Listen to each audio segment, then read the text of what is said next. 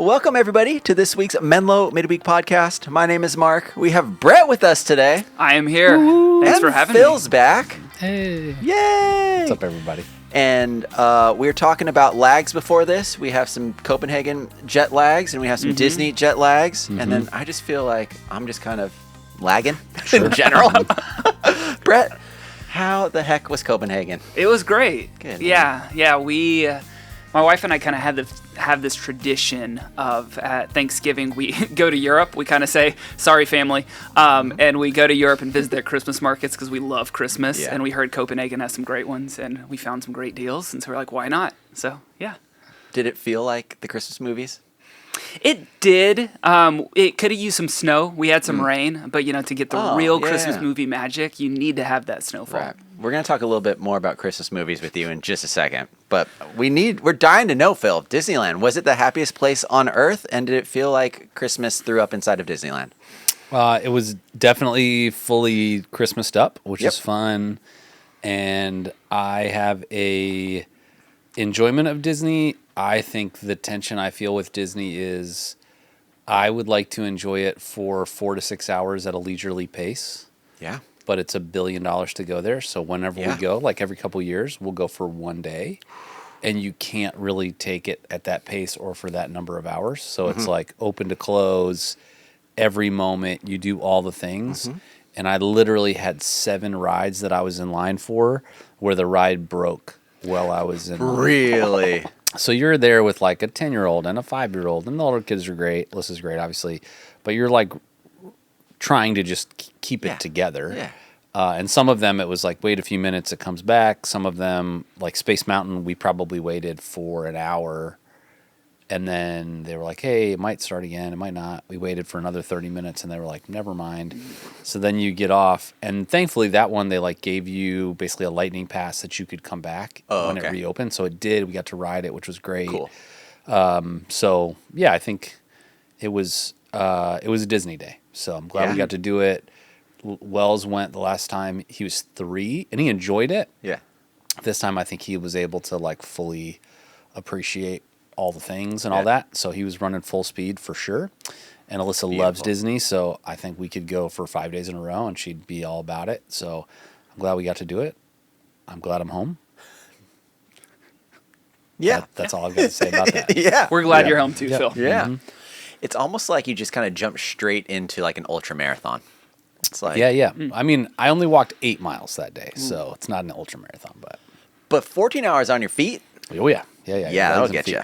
Well, and then it finishes with like World of Color or whatever. Oh, yeah. And I had Wells, our 5-year-old, who was like literally sleeping. I had him up on my shoulders. Yeah. And so his head's just like on my head. And like, which is adorable, but Yes. your whole body is like, you're never going to be the same after this. Yes. So we figured it out. But we had some great food. Yeah. Got to do some cool rides. They got to see a couple characters. Yeah. So I think the 2 characters that Wells really wanted to see was Spider-Man and Mickey Mouse, and he saw both. Oh, cool. Which feels great. So Yeah. it's funny to see your kids respond differently to characters. Maisie was pretty freaked out by them. When she was little, Greer like fully embraced them almost immediately. Yeah. Wells was somewhere in the middle. Okay. But then when he saw Spider-Man, he got fully into it. So he was like, we're Spider-Man together. So that was cute. I have a picture of both of them doing like web shooters or whatever. That's incredible. So it's pretty cute. Fun. So that's what you do Disney for, those little moments. Yeah. So you did both parks? Yeah. Yeah. We started in Disneyland. We were there till like 2 or 3 in the afternoon. And then we went to California Adventure till like 10. Nice. So, What a day, dude. All right. but we had a beach day yeah. on Monday. Love beach day. Yes. Beach day was great. And we went to downtown Disney that night. And I had the kids like pick their little souvenir that they were going to get, so that we wouldn't have to walk around the park with it all day. Oh, so it was like, hey, let's go to downtown Disney. It'll feel like Disney, but it doesn't require $1,000 to just get in. And then that comes later. Dinner and so that was great. Very good. And Fun. drive was Perfect. fine. So there you go. Yes. Well, it sounds like some rest and relaxation is needed. Maybe with a good Christmas movie. And so, Brett, we know this is your. This is If you Brett's don't follow reign. Brett on Kind of a social fan. media, Yeah. I look Yes. forward to the day. It's usually around Thanksgiving, sometimes a little bit For later, when there's a story that Brett will put out where he has, through the years, just ranked pretty much every Hallmark movie almost ever made with a star system and a review. And so I had to have you on the podcast because that's really what we that's all what need. we care about. Yeah. Yeah. Hope, Yeah. hope for Hallmark movies, Hope for essentially. Hallmark. Yeah. Yes. I mean, really, if you get down to it, every movie is about hope with Hallmark. So, yeah. It could be a whole series one year.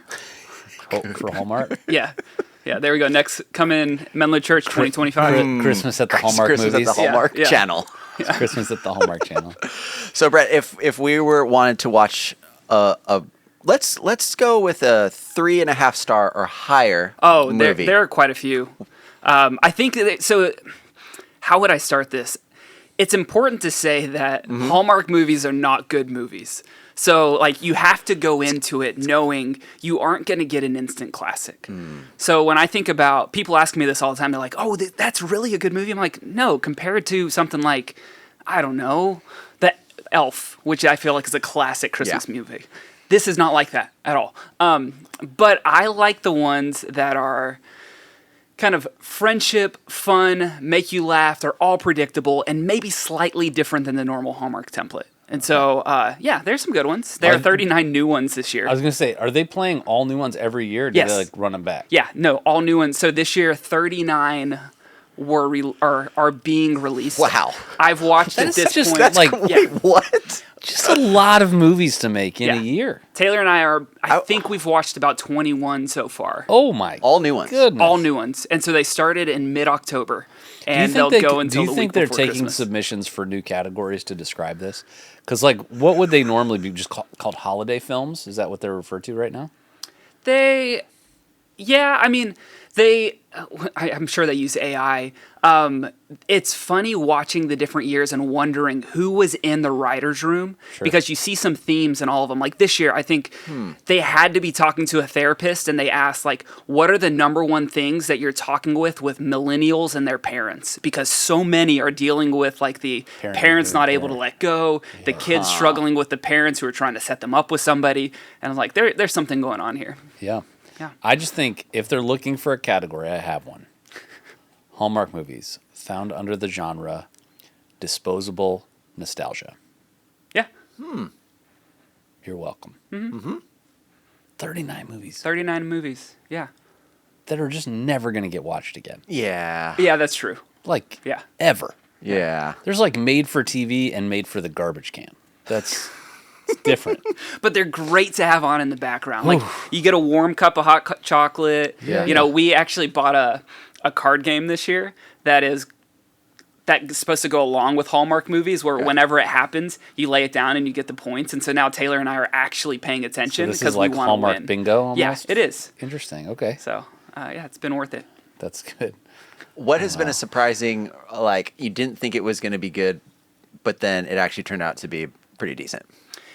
Okay, well, there was one a couple weeks ago called Confessions of a Christmas Letter that I enjoyed. I don't really go into many of them expecting them to be good, but sometimes when they have casting that is specific people from a show that you remember, like when like this one had some people from The Office, and so they usually try too hard on those, and this one didn't, but it really kind of went into just the absurdity of Christmas letters and how you try to write these things to make people think you had the best year ever. And so it's this town that has this competition of who has the best Christmas letter and people hiring out writers to make something great. Amazing. And then there's this wall of fame at the post office of who has the best letter. So it just kind of made fun of that a little bit.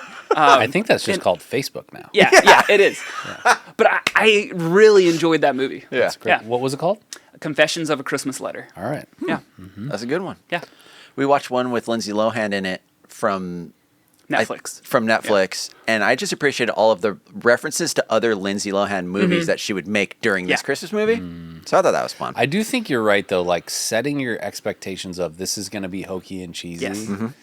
If you can do that, Yep. I think that's like, honestly, I think that's almost a good paradigm for anything but legitimate Christmas classics. Yes, I agree. Like if you're watching Miracle on 34th Street, hokey cheesy is not the lens. Yeah.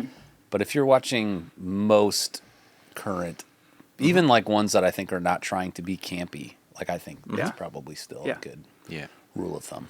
So, Well, speaking of hokey and cheesy, Yep, here we go. yep, Phil, we Man, are in week 2. amazing. of Segue our master. Hokey Yeah, is yeah. Born. Wow. We had campus teaching last week, not hokey and cheesy at all. No, and save that for me. Yep, expectations were set pretty high. So, Phil, thanks for Yep. taking us into week 2. You're welcome. Looking at Joseph, let's go ahead and dive in. Yeah, so obviously the Advent theme is different every year. There's some of the themes that we follow, like the sequence of how we light candles and kind of read scripture. There's some of those more liturgical elements that we carry through to different campuses. So that's been fun to see, like videos from Menlo families that, normally that family's doing that for sometimes even just one service, and sometimes they don't know until we ask them moments beforehand. So to have like families from each campus that we're filming that all of Menlo gets to see is like such a cool, I think, way for multi-site to work. I think multi-site, when it works well, we get to feel like small churches but have the resources of a big church. And so that, I think, was a cool tool to be able to do that. And then last week, with local preaching, we had Mary, which was great. And hopefully, whatever campus you're at, you had a chance to, just be challenged about what the cost of sacrifice was for Mary, and that oftentimes that sacrifice is the cost for us too.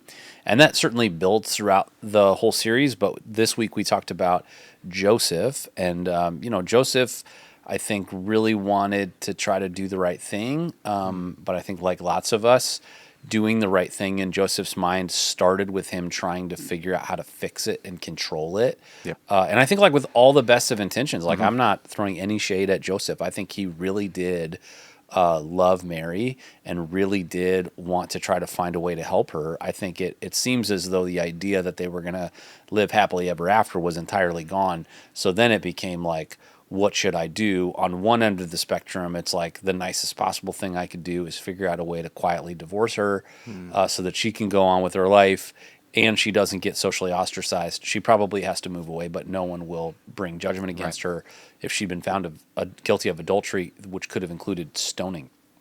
Then on the other end, you have him kind of like, I'm going to be one of the people picking up a rock, metaphorically, and go and drop the dime on her and tell people what happened. And so in that paradigm, which is the paradigm that a first century Jewish man is thinking, I talked about this, like he's in the betrothal period. They've already had one ceremony that would today feel a lot like a wedding ceremony.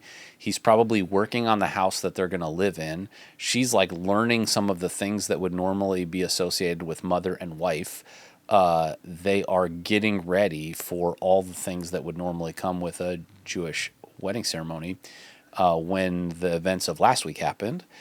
And then for Joseph, it didn't start with him hearing it from an angel, which I think in some ways probably made it a lot more believable for Mary. Still wild, right? Still required incredible faith, but he likely heard it first from Mary. Like, I don't think she was showing yet, but I think she was probably like, hey, I got to tell you about this dream.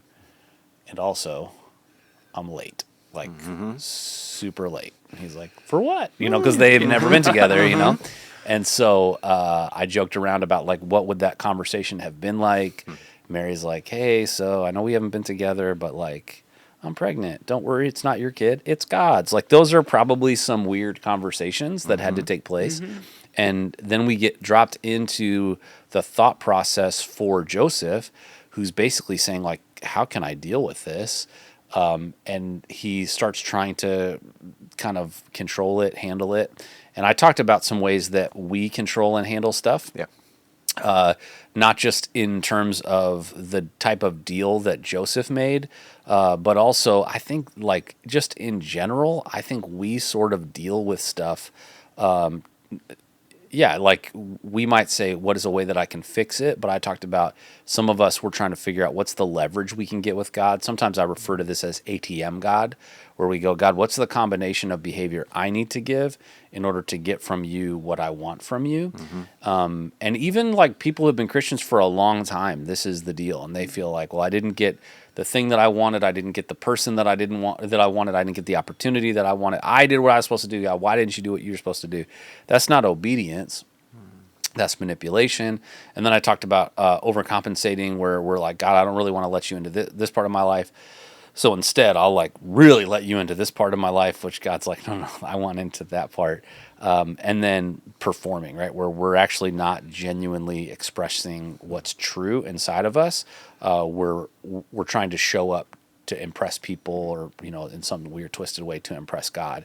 And none of those are good options. Like, if we want to sort of get into this place where we're doing God a favor by being obedient, we are actually robbing ourselves of the fruit that would come from God's actual favor in our life. There's one passage where Jesus is talking about generosity, and he's talking about some people, they give so that they can be seen.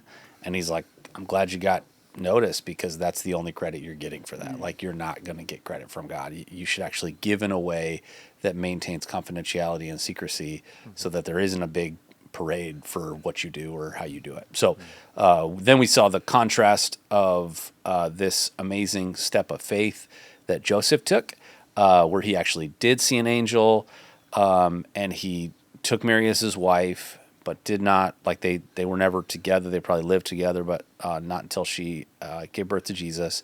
They called his name Jesus.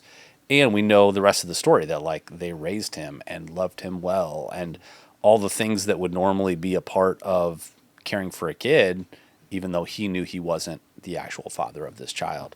So it's kind of an interesting, snapshot in time. There's like a million angles you could look at it from.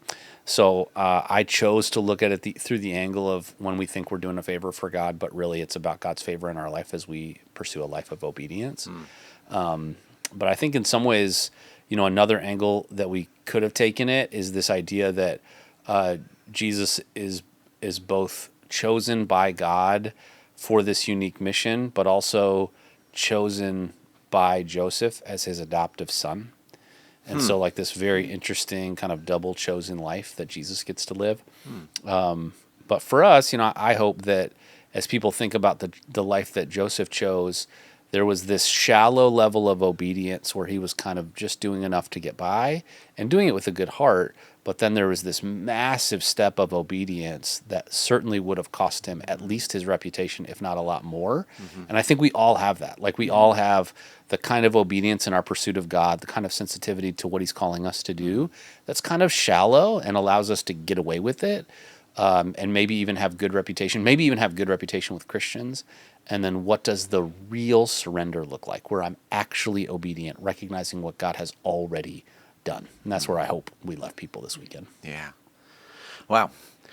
Like you said, it's almost like you can look through this story through so many different facets. And as I was listening, the facet that my mind went to was how can I try to move from initially trying to have a knee-jerk reaction to something? In Joseph's case, I was trying to fix this, to truly choosing obedience, which in some cases can look like fixing it. In other cases, it cannot. So how can I help?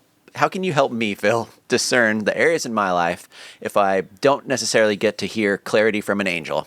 How am I supposed to know what I'm supposed to try to fix and what I'm not supposed to, and what I'm supposed to leave and give up to God?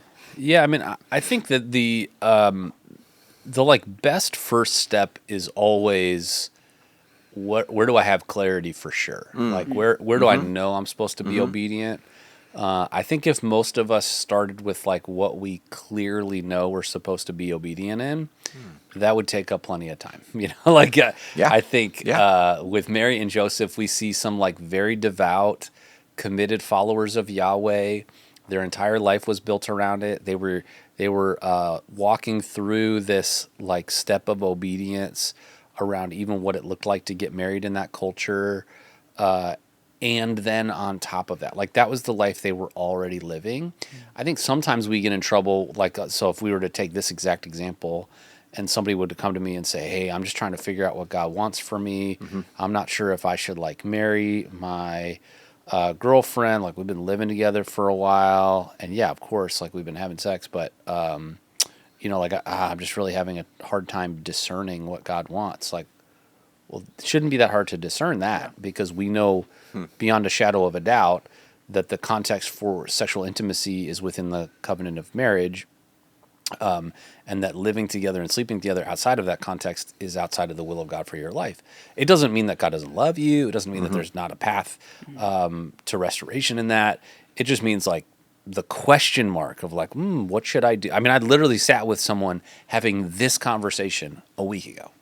And they were looking at me straight-faced like, I'm really confused. I don't know what to do. And I mean, I told them this, and they're just kind of like, oh, that's so old-fashioned. Is that really? Yeah, no, that's the actual plan that God wants us to pursue. And I think that there are times, if you just look at that throughout your life, not in some sort of like moralistic scorecard, but to say, God, if I was to be obedient to the call you've placed on my life, sometimes it gets called the law of love or the law of Christ, to love God with everything and to love my neighbor as myself.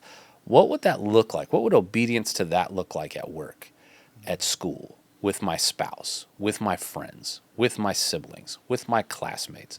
I think it's much, much simpler than we want to make it. We want it more complex because if it's more complex, then we can dodge the outcome. But when it's simple, I think there's an opportunity to hopefully really lean in and say, okay, God, now that I know, I think very clearly what you want me to do in this situation or with this person, God, now I need your power to enable me to actually do it. Because Joseph and Mary did all this stuff, but they didn't do it under their own power. Like it took their obedience, but it took God's power to do it. And so I think the same thing is true for us. So, now when you say something like circumstantial, hey, I'm looking between two jobs, two schools, whatever, and I'm not sure which one of those, I think that's a better question. I would still start it the same way, which is what areas of your life are you living in disobedience? It's going to make it more difficult to hear from God in an area that is vague if you're living in disobedience in areas that are clear. So I would start by living in obedience in areas that are clear, and it will be easier to hear the voice of God in the areas where it's vague.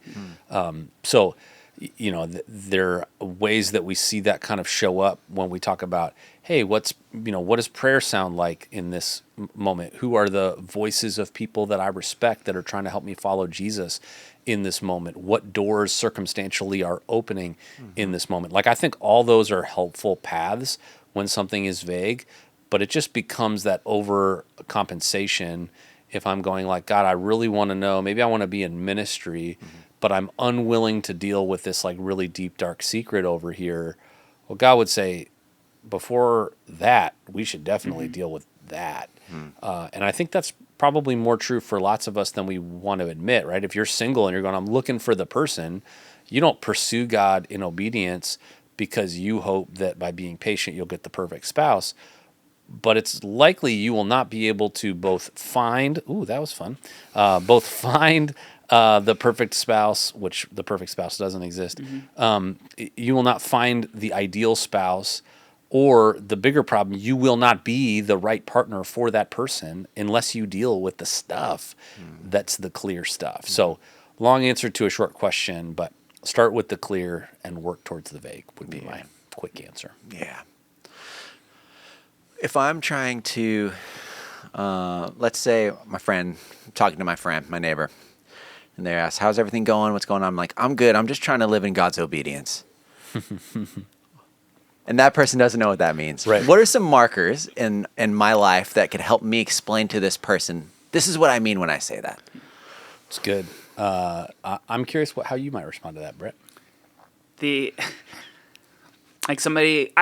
How would I respond to somebody with that? I think in some ways I would talk a little bit about what does it mean to follow Jesus and why following Jesus matters for me. And what does it look like for me to be somebody who sacrifices my own will for what God desires and why I think that life is the best life. Like when we're talking about a life with Jesus, I think there's a lot of maybe misconceptions that people have that it's just you're following all these rules. It's very legalistic. And so that's what a life with Jesus is. But like when Jesus talks about a life with him, it's a life that is full of life. It's full of life with God. And so describing, I think I'd probably say what I'm trying to do is I'm trying to be somebody who is loving like Jesus would love, or trying to be patient in areas where normally I would be frustrated or angry, and trying to let Jesus take over areas of my life where I'm living for myself instead of living for God. I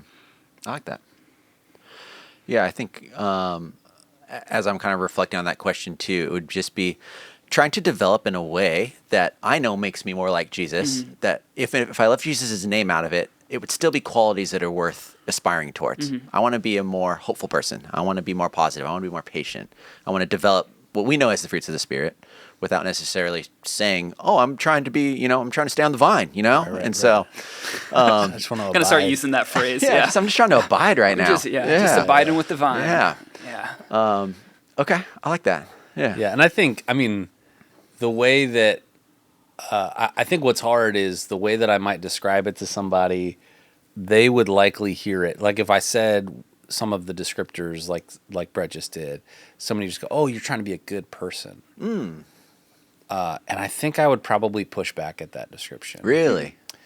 Because for me, I fundamentally know I'm not a good person. Yeah. And so, my motives are rarely pure. I'm navigating through this complex set of inner motivations. I'm trying to live in light of a different calling for my life. Yeah. And so trying to articulate that to someone, if they say, oh, you're trying to be a good person, you know what? I get that. And there's probably a sense in which I am.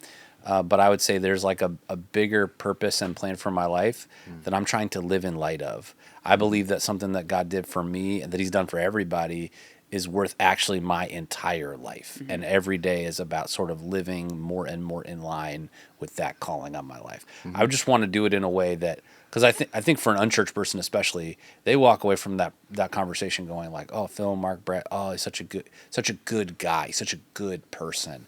And A, it's I don't feel like it would be true for me if they were saying that of me. And B, I feel like it's also simultaneously not true and credit misapplied because I want that credit ultimately to go to God. Now, I don't want to be cheesy about it, right?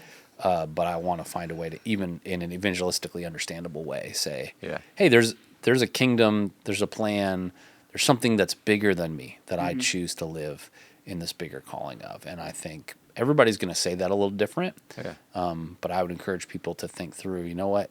Hey, there's a time in my life I would have called myself a good person, and I've kind of realized I'm actually not a super good person, but God loves me so much, and kind of in response to that, knowing what I know of myself and knowing what I know of what God's done for me, I live different because of it.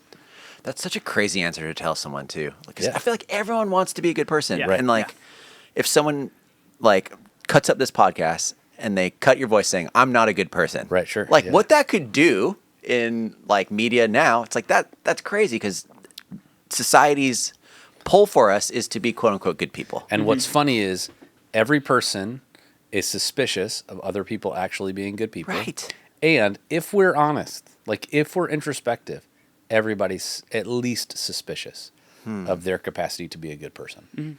So this idea of everybody's good, I was listening to a podcast where there's a couple of people being interviewed, and somebody was talking about I'm doing this work right now around how people are innately good. Right now I think it's complicated. I don't think that we are. So there's a theological term called total depravity. It exists within a paradigm called tulip that fits within Reformed theology as a part of Calvinism. And the idea behind it isn't that we're all as bad as we could possibly be. It's that we are comprehensively bad, that sin has infected humanity. Now, it doesn't mean that we're incapable of doing good things. That's not true at all. It just means that, at best, they're mixed. At best, they're mixed motives. And so I think how we articulate that to people hopefully should be freeing, right? I think sometimes what happens, at least in my context, is people that I know that know I'm a pastor, see my life, they'll be like, oh, Phil, you're just being modest. You're actually a really good person. I'm probably not as much as you think I am. Sincerely, I'm probably not as good a person as you think I am. And I think that living, not wallowing in our brokenness, but living honestly with our need and pointing to the solution of our need being the grace of God, I think is absolutely essential. Because if it becomes the standard that God loved us because we were good, that's a much dangerous theology, more dangerous theology that I don't want people getting from looking at my life. Yeah. Wow. Bit of a bummer there, Phil. Sorry, dude. Sorry. But no, I appreciate the honesty. And I think that it, like, as we're pointing towards like the light of the world coming to us, it forces reflection. At least it does for me in the rhythms that I'm trying to establish leading up to the coming of Jesus on the 25th. It's making me take some self audits and really looking at, hey, like where do I need hope in my own life and why do I need that? Yeah. Yeah. Well, and I think, we read the Christmas story sometimes in the text of Scripture, and we like skip some parts, right? Like this was a pretty dramatic step that God took to win people back, and we treat it like this thing that's like a Christmas story from a couple thousand years ago, that's like a nice to have for humanity.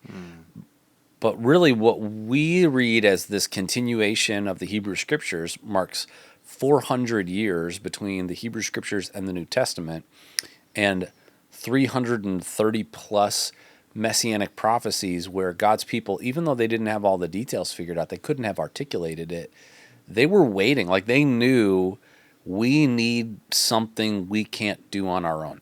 And they were doing all the right stuff. Like you had people at this time, the Apostle Paul's a good example, where they were memorizing all of the Hebrew Scriptures. They were following not just the rules found in the Hebrew Scriptures, but this thing called the Mishnah, which existed outside the Hebrew Scriptures and made even more rules and laws on top of it. They were going through it through this commentary called the Talmud. They were like leaning in religious sect after religious sect to be able to say, what does it look like for us to live in obedience? And even they were going, where's the Messiah? So there was this like undercurrent of realization that at some point in the future, God was going to send a rescuer.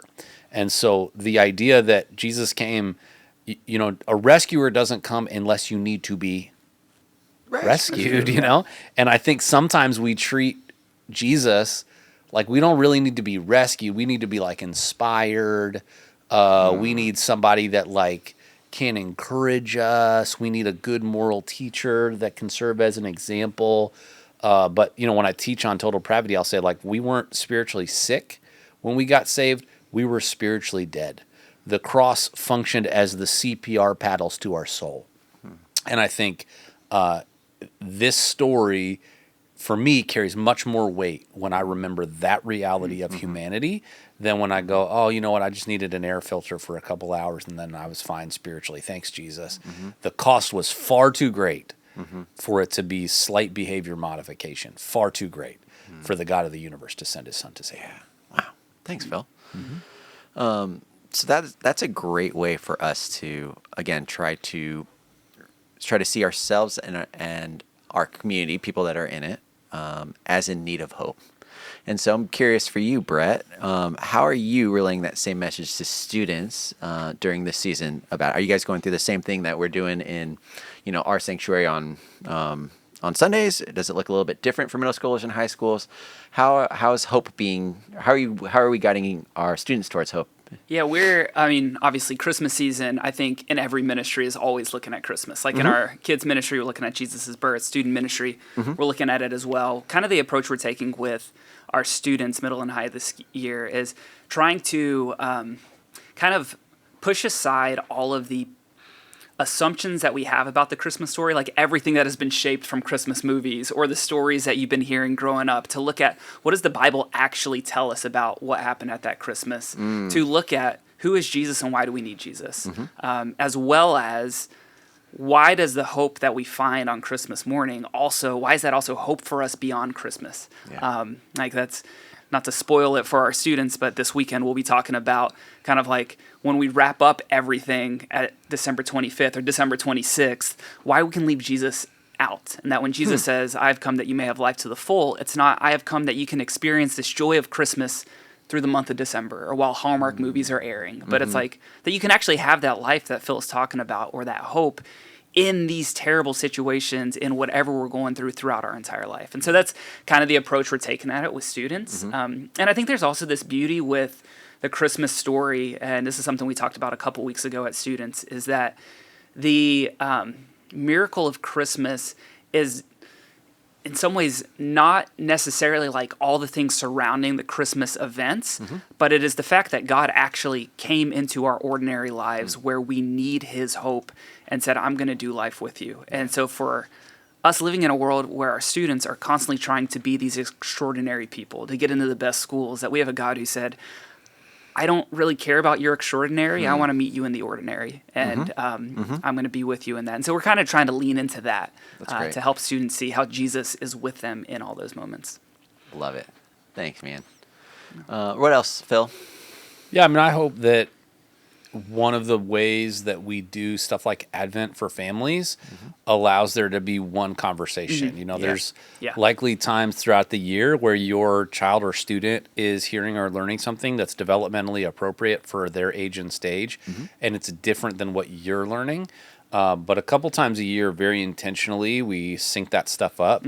And so as you're having conversations about the Christmas story, hopefully your kids are too, or maybe you have like a little Advent reading thing that you're doing with your family around meal times together. And, you know, if you don't have something like that and that feels really intimidating, there's great apps out there. Don't let the perfection be the enemy to progress. Like even if you do it a handful of times between now and Christmas, those are really memory-making experiences that now you get to link up and go, all right, I'm gonna have the same kind of conversation with you that I got to have at church as a parent, or your child or student gets to go, I had this question, and you don't have to fake the answer. You can go, hey, let's discover it together. Let me reach out, or what. Like, it just gets to be an extension that hopefully takes, you know, faith. We get an hour with you. You have 167 other hours during the week.